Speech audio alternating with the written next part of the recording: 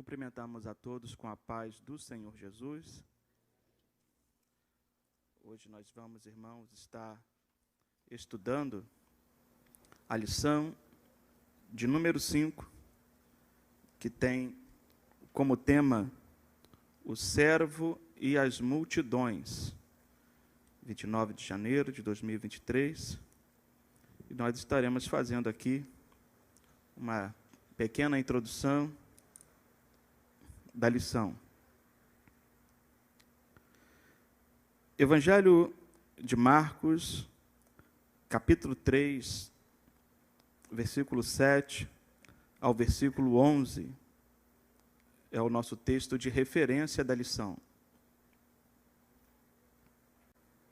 E diz assim a palavra do Senhor: E retirou-se Jesus com os seus discípulos para o mar, e seguia-o uma grande multidão da Galiléia e da Judéia, e de Jerusalém, e da Idumeia, e da além do Jordão, e de perto de Tiro e de Sidom, uma grande multidão que, ouvindo quão grandes coisas fazia, vinha ter com ele.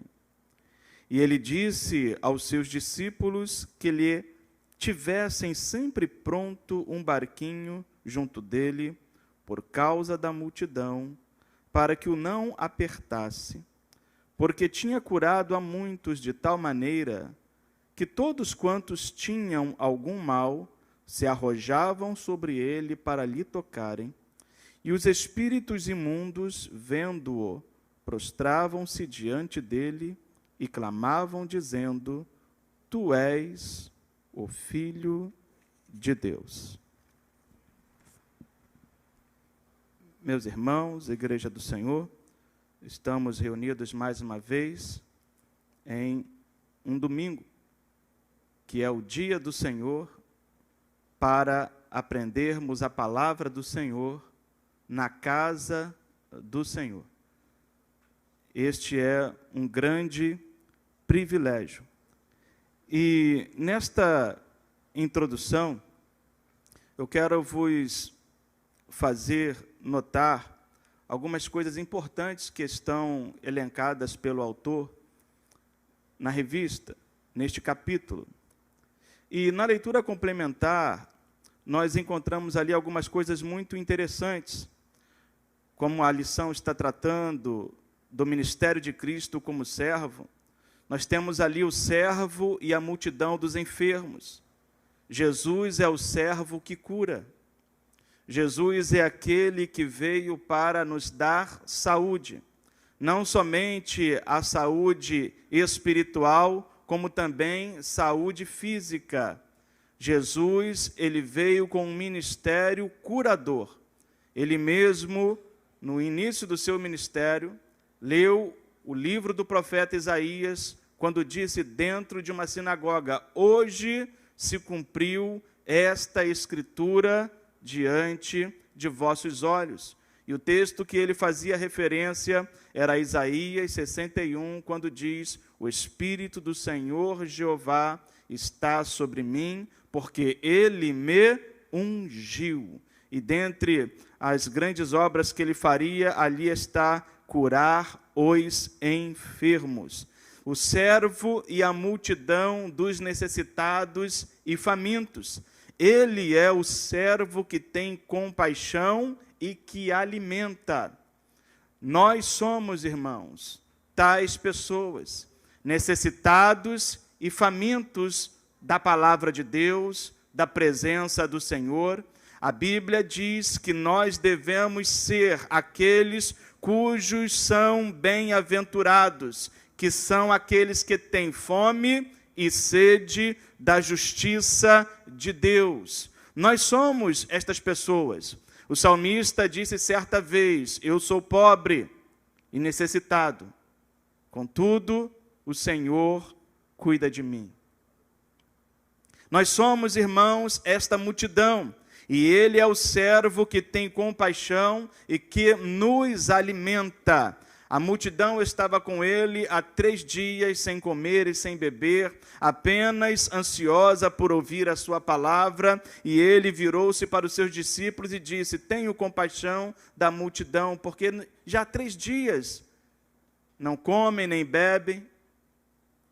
E ele mandou que fossem dar de comer à multidão, aonde ele fez aquela grande maravilha, que foi a multiplicação dos pães e dos peixes. Nós temos também o servo e a multidão dos ignorantes. A Bíblia diz que Jesus os observava como ovelhas que não têm pastor, que estavam perdidos, desgarrados, sem conhecimento de Deus. Mas ele é o servo que ensina com prazer. Deus tem prazer em nos ensinar. A Bíblia, por si só, é um manual educativo. Se nós, irmãos, nos determos em ler a palavra e meditar na palavra, nós, mediante a ação do Espírito Santo, seremos bem educados, seremos bem doutrinados, seremos bem treinados e estaremos aptos, capazes para toda boa obra, como diz o apóstolo Paulo. Ele ensina com prazer. E nós também, irmãos, devemos ter este prazer, não somente em ensinar, como também em aprender. O nosso pastor presidente, João Nunes, sempre nos repete a mesma palavra de Hebreus capítulo 5, que diz que Jesus intercede pelos ignorantes. Outrora, nós éramos tais ignorantes, mas hoje temos o conhecimento da verdade e, como conhecedores da verdade, também devemos interceder por aqueles que ainda estão em ignorância. E nós temos, em último lugar, o servo e a multidão dos excluídos e rejeitados. Ele é o servo que se permite tocar e nos recebe em sua presença. Aquela mulher que tinha uma hemorragia incurável, um fluxo de sangue, ela era excluída e rejeitada por toda a sociedade, quiçá até mesmo a sua família, porque ela era considerada ritualmente como uma mulher impura, imunda. Tudo que ela tocasse era imundo até a tarde. Mas aquela mulher rejeitada e excluída pela sociedade não foi rejeitada e excluída por Jesus. Se você nesta manhã está aqui nos assistindo presencialmente ou pelas redes sociais e sente-se excluído, sente-se rejeitado, escute o que eu quero lhe dizer nesta manhã. Jesus é aquele que se permite tocar, é aquele que permite que você se aproxime dele e ele com o seu poder vai lhe curar, vai lhe restaurar a sua alegria, a sua saúde, a sua autoestima. Ele nos recebe em sua presença. A Bíblia diz que um certo homem chamado Zaqueu, que era considerado outro excluído da sua sociedade, pois era publicano, cobrador de impostos, sendo um judeu, trabalhava para Roma, era considerado um traidor da nação, um traidor da pátria.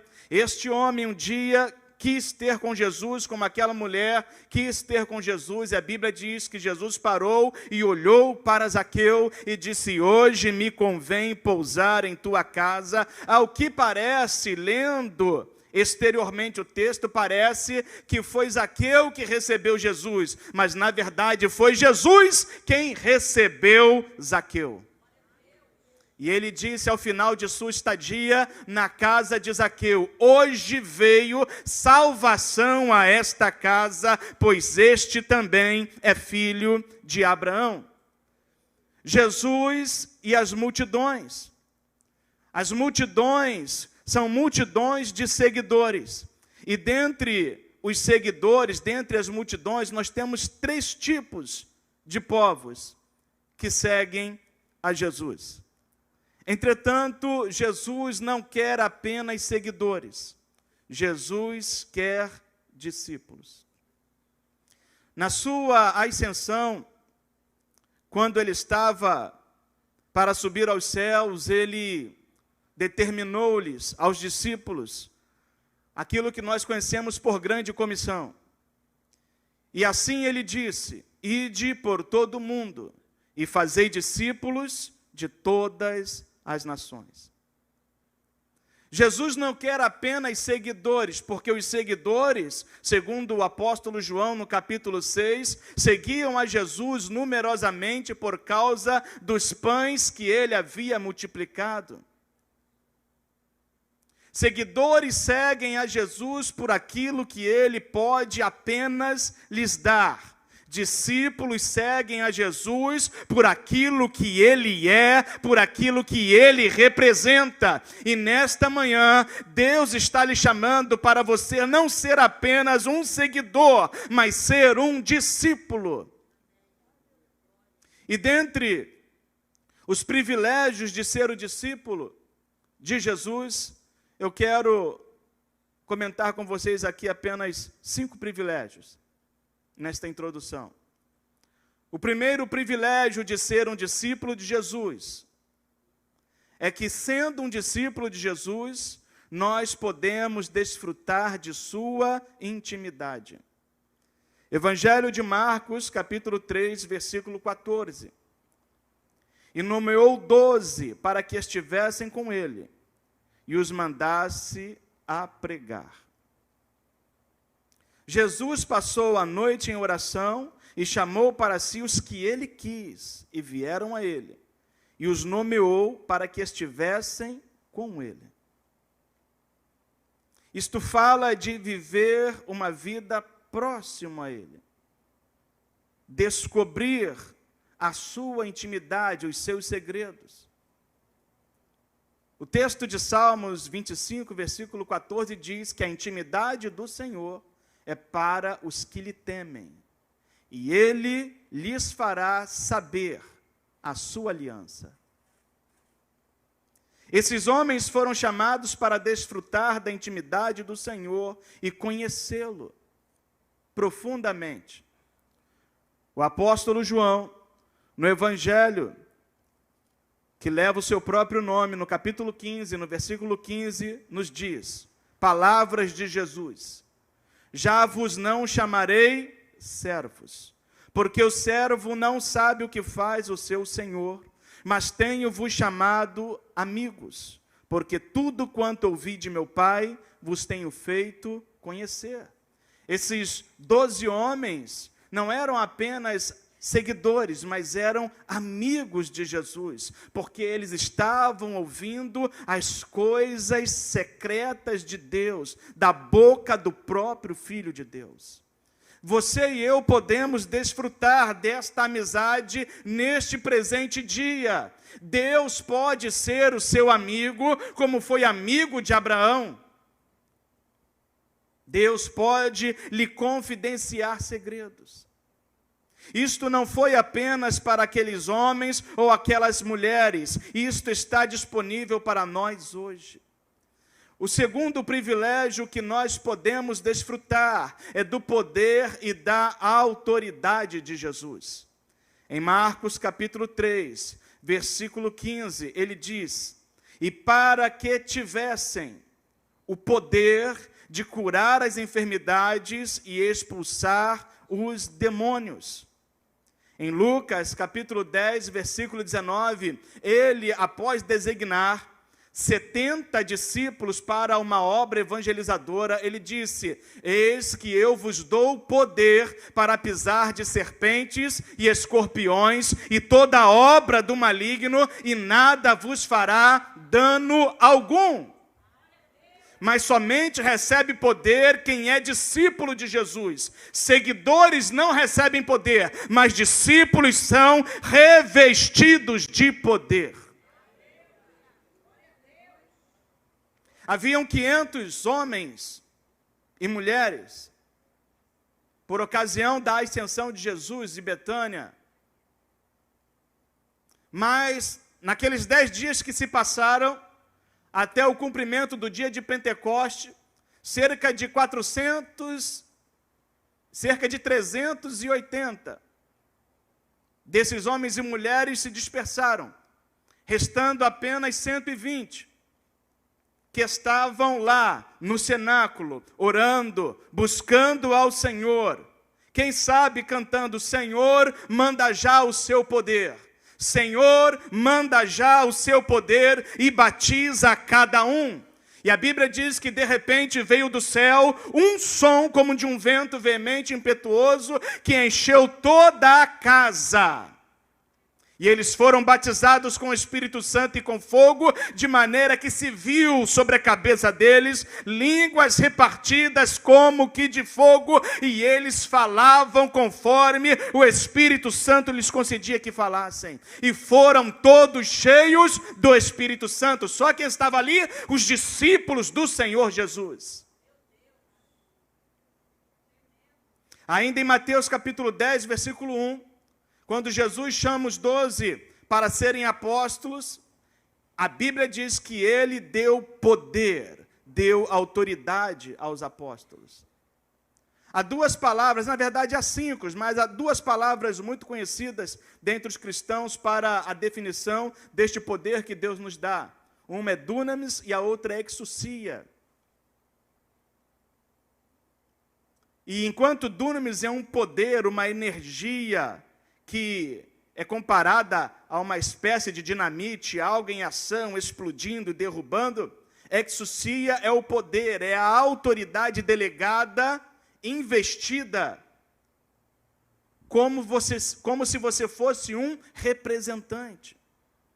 É como um delegado de uma embaixada, alguém enviado em nome de outro.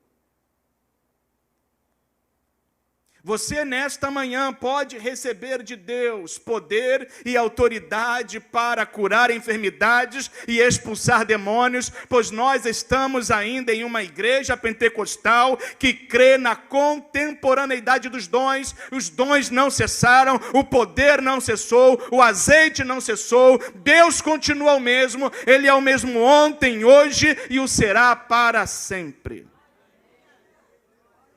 Para que você receba, só precisa de uma coisa: querer, sede e fome.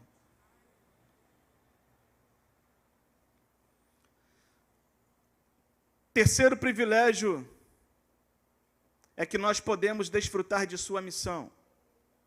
No Evangelho de João, capítulo 20, versículo 21, quando ele reaparece aos discípulos, estando eles com medo, dentro de uma casa com as portas fechadas, ele aparece em um instante e diz: Pai seja convosco. Bom, quero lhe dizer nesta manhã, que se você está com medo de alguma situação, se você está temeroso, se você está preocupado, Jesus está aqui nesta manhã, aparecendo neste instante para você, pela sua palavra, dizendo: Pai seja contigo. A paz de Deus lança fora todo medo, a paz de Deus lança fora todo temor, a paz de Deus guardará o seu coração em Cristo. E dizendo isto, mostrou-lhe as suas mãos e o lado, de sorte que os discípulos se alegraram, vendo o Senhor. Disse-lhe, pois, Jesus outra vez: Pai seja convosco. Assim como o Pai me enviou, eu também vos envio a vós. Somente os discípulos desfrutam da missão de Jesus. Que privilégio, irmãos, completar a obra de Cristo. Um grande cantor que faleceu inesperadamente numa queda de um pequeno avião bimotor nos Estados Unidos, chamado Keith Green, ele compôs uma canção que dizia que a igreja são os braços e as mãos de Jesus. Nós podemos, irmãos, dar continuidade à obra dele, até aquele dia em que a trombeta soar, e então terminará ali a carreira da igreja.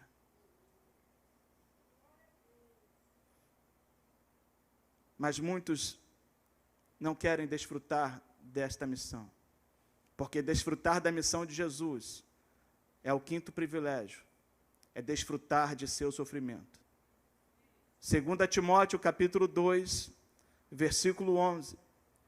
Palavra fiel é esta, que se morrermos com ele, também com ele viveremos. Se sofrermos, também com ele reinaremos. Se o negarmos, também ele nos negará. Aqueles que querem ser discípulos de Jesus, inevitavelmente, estão condicionados a uma vida de sofrimento, a uma vida de experiência de dores. Não se engane com o falso evangelho, que está sendo apregoado em muitos lugares, em que o cristão não verá sofrimento durante a sua vida, pois ele é filho de Deus, ele é o rei, é a rainha, é o príncipe e a princesa de Deus. Este não é o evangelho e nem foi a promessa que ele nos fez. O evangelho é que nós seremos açoitados, caluniados, perseguidos. O evangelho é que se o mundo nos odeia, devemos saber que primeiro odiou a ele. Este é o evangelho. O evangelho é que nos importa passar por muitas tribulações para entrar no reino dos céus. O evangelho é que nós devemos nos alegrar e exultar quando disserem todo mal contra nós. Você não tem culpa. Você não fez nada por merecer, mas você foi ferido na casa dos seus amigos. Lhe machucaram, lhe feriram, lhe magoaram, mas saiba de certo que cada uma dessas marcas que você traz consigo, como disse o apóstolo Paulo, trago no meu corpo as marcas de Cristo. Ninguém me inquiete mais. Saiba de certo que um dia tudo isso se reverterá em um grande e pesado galardão para a vida eterna. E em quinto e último lugar, aqueles que desfrutam da sua missão e do seu sofrimento, também desfrutarão da sua glória. Marcos capítulo 10, versículo 28.